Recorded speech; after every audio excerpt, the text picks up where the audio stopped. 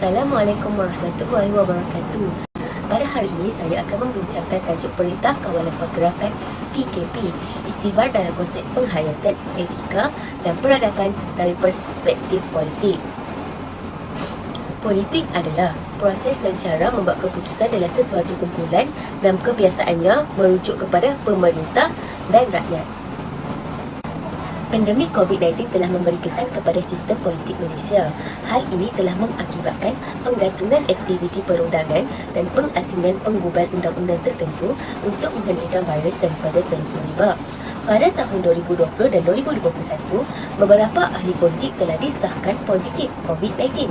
Semasa krisis, Kerajaan Pakatan Harapan untuk Justeru telah memaksa Perdana Menteri Mahathir Mohamad untuk meletakkan jawatan dan diganti oleh Muhyiddin Yassin dan Gabungan Perikatan Nasional baharu dengan majoriti kecil. Ketidakstabilan politik didakwa telah memburukkan lagi wabak besar-besaran pada acara keagamaan, tabligh jamaah dan penyebaran virus susulan di seluruh negara. Tan Sri Muhyiddin Yassin mengakui bahawa pilihan raya Negeri Sabah 2020 telah mengakibatkan peningkatan ketara kes COVID-19 di seluruh negeri Sabah dan negara. Pada Januari 2021, kerajaan telah mengumumkan keadaan darurat. Hal ini telah menangguhkan semua pilihan raya dari sisi perundangan serta memberi kuasa kepada pentadbiran untuk menggubal undang-undang tanpa semakan untuk menangani wabak yang sedang berlaku dan kestabilan politik. Akibatnya, Ahli Parlimen Ahmad Jazlan Yaakob meletakkan jawatan dalam kerajaan dan telah menyebabkan pentadbiran kehilangan majoriti 111 kerusi di Dewan Rakyat. Anwar Ibrahim, Ketua Pembangkang, menyelah perisytiharan itu, mendakwa bahawa ia adalah percubaan kerajaan untuk mengekalkan kuasa dan 115 ahli parlimen menolaknya. Majlis Raja-Raja mengisytiharkan pada Julai 2021 bahawa darurat tidak boleh dilanjutkan melebihi 1 Ogos dan Parlimen harus dipulihkan secepat mungkin. Semua persidangan Parlimen dandun serta-merta serta mana-mana pilihan raya telah ditangguhkan kerana darurat dan pengundian kini mesti diadakan sehingga 1 Ogos dengan daerah yang terjejas. Iktibar yang dapat kita pelajari daripada sini adalah etika seorang pemimpin boleh didapati dalam diri orang yang mempunyai disiplin diri.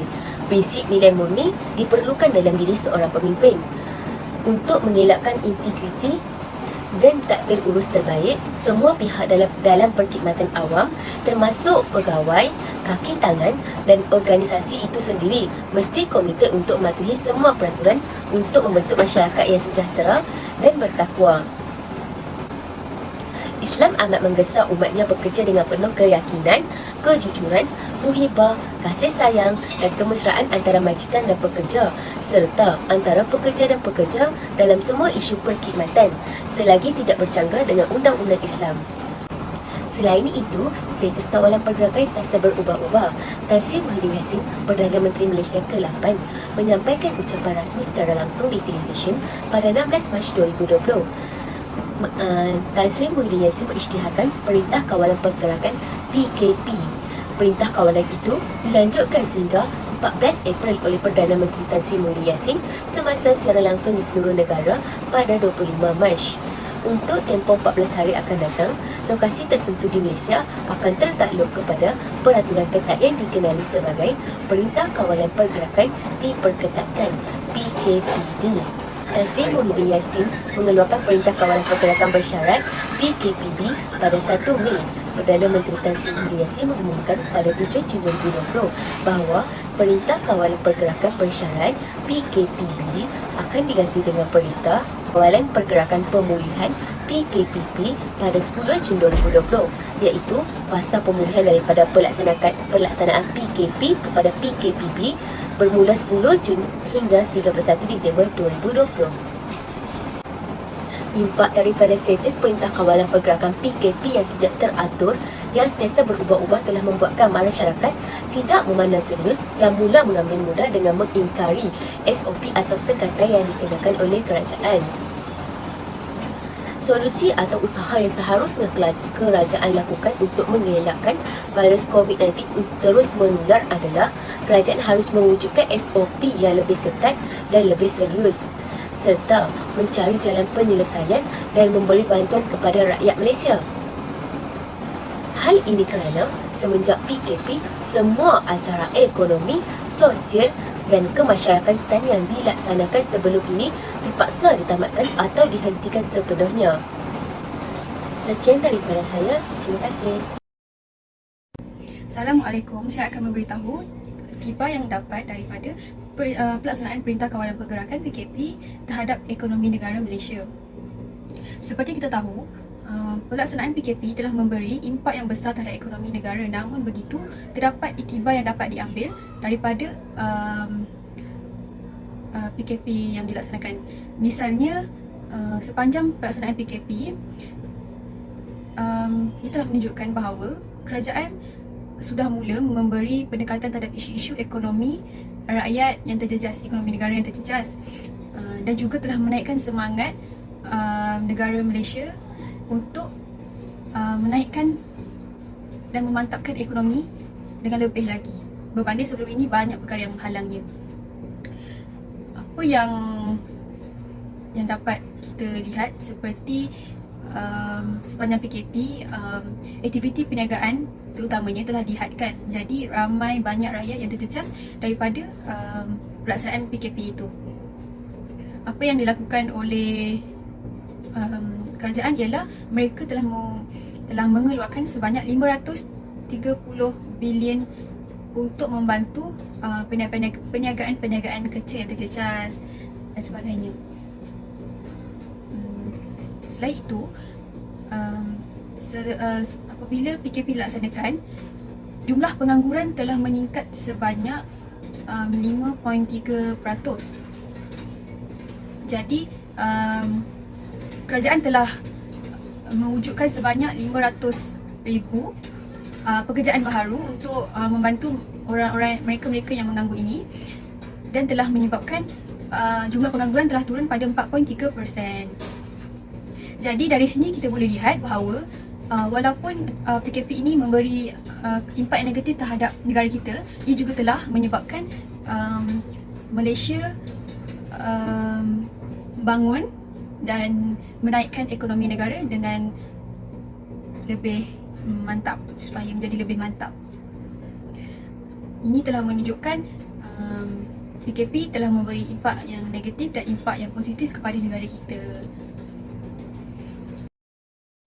Seterusnya, saya akan mengulas dengan lebih mendalam iktibar kepada ekonomi, iaitu sektor pelancongan. Seperti yang kita sedia maklum, kemunculan mengejut virus ini sedikit sebanyak mula menghancurkan banyak sektor sosioekonomi sesebuah negara, kerana ia amat memudaratkan tahap kesihatan masyarakat, terutamanya warga tua dan kanak-kanak. Bukan itu sahaja, pelaksanaan PKP ini memberi kesan yang sangat mendalam atas industri pelancongan serta pelbagai perniagaan turut terpalit seperti penginapan, pengangkutan, pusat membeli belah dan sebagainya. Akibat daripada pandemik ini, sektor pelancongan turut terpalit mendapat nasib malang apabila sektor ini hampir lumpuh di serata dunia. Pengarah kanan bahagian antarabangsa tourism Malaysia iaitu Dr. Amar Abdul Ghaffar berkata bahawa negara kita dianggarkan telah kerugian sebanyak 45 bilion dalam bulan 6 pertama susulan daripada pandemik ini. Kesannya, kerugian ini telah menyebabkan masyarakat kehilangan pekerjaan dan pembatalan tempahan pelancongan seperti hotel dan pakej-pakej pelancongan di seluruh negara. Sejak pandemik COVID-19 melanda, dianggarkan lebih 4 juta orang terlibat dalam sektor pelancongan dan sekitar 640,000 masyarakat yang mengusahakan produk serta perkhidmatan pelancongan turut menerima tamparan hebat. Di peringkat global pula, United Nations World Tourism Organization UNWTO meramalkan bahawa proses pemulihan sektor pelancongan ini dijangka akan mengambil masa yang panjang sehingga 2 hingga 4 tahun. Dalam tempoh ini, pastinya terdapat pelbagai cabaran dan rintangan yang besar kepada semua pihak yang terlibat sama ada secara langsung atau tidak langsung dalam industri pelancongan negara. UNWTO juga melaporkan penurunan kedatangan pelancong antarabangsa sebanyak 65% dalam masa 6 bulan yang pertama. Pihak kerajaan mula berganding bahu dengan pihak swasta dalam mencari inisiatif yang dapat dilakukan untuk memperkenalkan dan mempromosikan Malaysia ke mata dunia dan ke peringkat global. Kegiatan mempromosi ini dapat dibuat dengan merancangkan dan memperbanyakkan lagi aktiviti yang menarik untuk menarik minat pelancong di luar negara kita. terdapat beberapa promosi pelancongan yang menarik untuk dituju dalam sosial media, misalnya di aplikasi Instagram, TikTok dan Facebook. Karnival jualan ini anjuran sepenuhnya oleh Kementerian Pelancongan untuk menarik minat para pelancong dari negara Asia Barat seperti di Arab Saudi dan di Dubai. Dalam tempoh ini, keutamaan amat diberikan kepada segmen yang dibenarkan seperti pelancongan kesihatan, taman tema dan MICE, iaitu Meetings, Events, Conventions and Exhibitions. Perintah Kawalan Pergerakan atau dipanggil sebagai PKP di Malaysia telah mewujudkan pelbagai iktibar dari segi sosial kepada rakyat Malaysia sendiri. Sosial yang hendak saya rumuskan adalah sosial dalam dua kalangan, iaitu yang pertama, keluarga, dan yang kedua adalah kejiranan. Keluarga merupakan satu kumpulan kecil yang ditubuhkan atau dihubungkan melalui pertalian darah, perkahwinan atau penjagaan di mana para anggotanya tinggal dalam satu rumah dan dalam keadaan saling bergantungan. Kejiranan pula merupakan adalah orang yang tinggal berdekatan dengan rumah kita atau tinggal setempat, iaitu kawasan kejiranan sama ada di kiri, di kanan, di hadapan, di belakang, atas dan bawah bagi rumah flat atau kondominium. Semasa PKP dilakukan, kebanyakan rakyat Malaysia sendiri telah diberhentikan kerja atau hanya mendapat separuh daripada gaji sehingga menimbulkan tekanan kewangan kepada rakyat Malaysia sendiri. Oleh itu, masalah yang dihadapi oleh sesebuah keluarga ialah yang pertama, pasangan suami itu sendiri sering bergaduh disebabkan mempunyai tekanan kewangan keluarga yang tidak mencukupi sehingga ada yang terpaksa mencantum makanan seharian mereka. Yang kedua, pasangan suami isteri memerlukan kewangan yang lebih daripada biasa apabila perlu menyediakan kelengkapan gadget persekolahan anak-anak kerana pembelajaran yang dilakukan secara atas talian memerlukan dua perkara, iaitu telefon dan rangkaian wifi yang tinggi. Yang ketiga, disebabkan pergaduhan suami itu sendiri, kesihatan mental anak-anak juga terjejas akibat mereka menyaksikannya sendiri pergaduhan itu selama 24 jam kerana pelaksanaan PKP tidak membenarkan mereka melakukan pergerakan keluar dan masuk dari rumah untuk ke sekolah. Yang keempat, berlakunya peningkatan perceraian di Malaysia akibat daripada masalah kewangan keluarga yang terjejas daripada PKP dilaksanakan.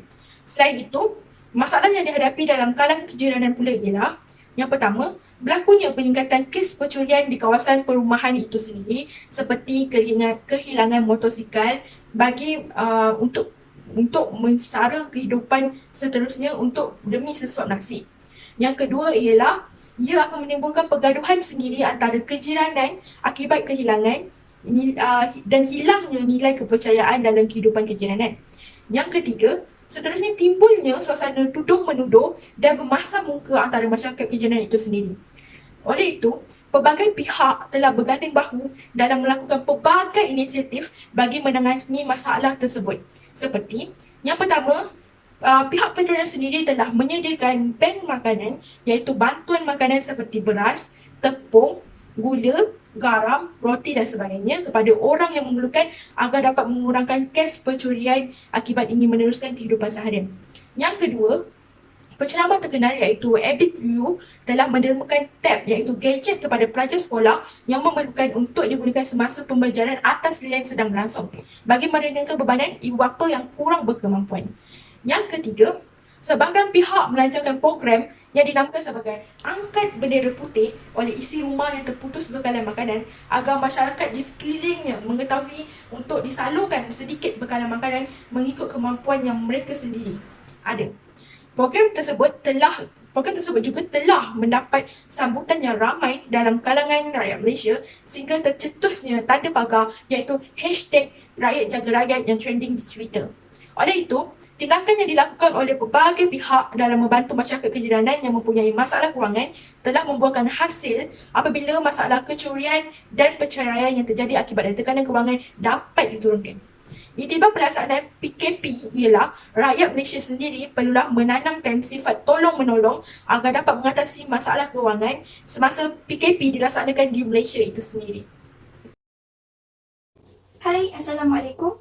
Pada hari ini, berdirinya saya di sini adalah untuk membincangkan tentang impak Perintah Kawalan Pergerakan atau kita panggil PKP dari segi aspek sosial bagi dua golongan iaitu pemilik syarikat atau pemilik perniagaan dan juga para pekerja. Saya ingin bertanya, apakah perubahan yang ketara pada ekonomi kita semasa pandemik berlaku?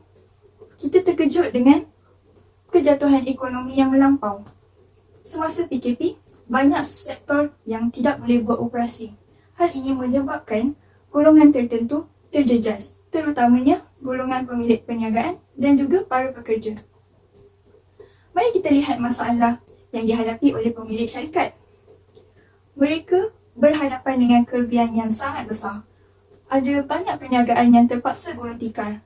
Oleh sebab itu, mereka mengambil keputusan untuk mengurangkan pekerja. Bukan sahaja dapat mengurangkan kos kerugian, malah ia dapat mengurangkan kos pengurusan dan juga dapat memfokuskan tentang sesuatu produk pemasaran secara kecil-kecilan. Selain itu, pemilik syarikat juga terpaksa mengurangkan gaji pekerja. Hal ini menyebabkan para pekerja perlu akur dan mengikuti perjanjian baharu mereka bersama dengan majikan. Seterusnya, mari kita lihat pada masalah yang dihadapi oleh para pekerja. Disebabkan larangan keluar rumah oleh syarat PKP, mereka perlu bekerja dari rumah. Supaya mereka lebih selamat dan juga dapat menghindar daripada penyakit COVID-19 ini. Namun, sesetengah dari mereka dibebankan dengan tugas yang besar ataupun tugasan lain oleh pekerja yang telah dibuang. Hal ini menyebabkan peningkatannya masalah emosi dalam kalangan pekerja seperti depresi ataupun stres. Masyarakat yang telah dibuang kerja oleh majikan juga perlu mencari alternatif lain, mendapatkan pendapatan lain ataupun pekerjaan lain. Seperti yang kita lihat, ada saja masyarakat yang berniaga secara dalam talian. Ada juga yang berdaftar sebagai pemandu e-hailing. Ada juga menjadi penghantar makanan seperti GrabFood, Foodpanda dan lain-lain lagi. Hal ini menyebabkan mereka perlu menanggung risiko sendiri seperti risiko keselamatan dan juga kesihatan demi mendapatkan wang poket untuk keperluan mereka. Namun, kerajaan Malaysia amat prihatin terhadap rakyatnya, terutamanya sekali bagi pihak yang terjejas. Banyak bantuan-bantuan yang diberikan dan diperkenalkan semasa PKP. Antaranya ialah pakej perlindungan rakyat dan pemulihan ekonomi ataupun kita panggil pemulih yang seperti kita dengar dalam berita, di corang-corang radio. Jadi semua peminjam individu sama ada B40, M40, T20 ataupun perusahaan kecil sederhana mikro, mereka dapat menangguhkan bayaran rasmi atau kita panggil dia moratorium selama 6 bulan oleh kerajaan. Seterusnya, kita juga ada program subsidi upah ataupun kita panggil PSU, di mana RM600 sehingga RM1,200 sebulan diberikan kepada setiap pekerja tapi mengikut kepada saiz perusahaan syarikat tersebut. Dan akhir sekali, MyStep. Apa itu MyStep? MyStep adalah singkatan bagi Malaysia Short Term Employment Program, di mana kerajaan memberi peluang pekerjaan secara kontrak dari sebulan sehingga 12 bulan. Tempoh kontrak tersebut sama ada mereka akan bekerja di agensi kerajaan ataupun syarikat berkaitan kerajaan. Demikian sahaja penerangan saya tentang aspek sosial bagi kategori pemilik syarikat dan juga pekerja. Sekian, terima kasih.